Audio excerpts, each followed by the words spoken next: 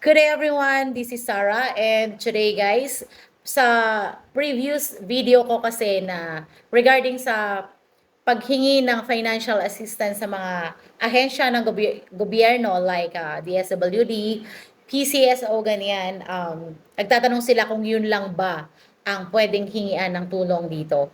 Okay mga Mars, dito sa Isabela, kasi taga Isabela ako, hindi lang po doon ang pwedeng hingian ng tulong. Lalo na kung napakalaki talaga ng bill mo sa hospital ako. Okay? Meron dito yung, alam niyo yung Office of the Vice President dito sa Kawayan. O, magtanong kayo mga Mars, alam nila yan. And of course, meron din yung Mayor's Office. Pumunta kayo, mag-request kayo. May mga program din ang mga mayor, mga Mars. Like dito sa Etiague, meron po dito. Office of the Congressman. Yan, mga Mars. Pwede rin kayong humingi ng tulong dyan.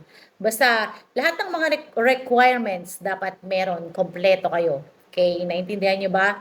Hanapin niyo yung previous video ko, nandun lahat yung mga requirements, sinabi ko mga Mars.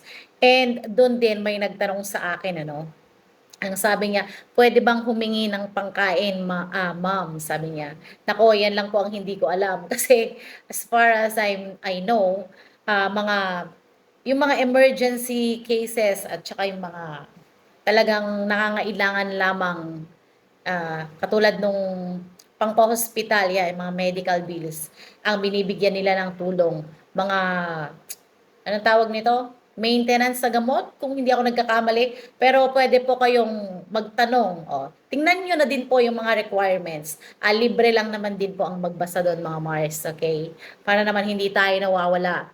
Laging tandaan, mas lamang ang may alam. See you on my next video. Bye-bye.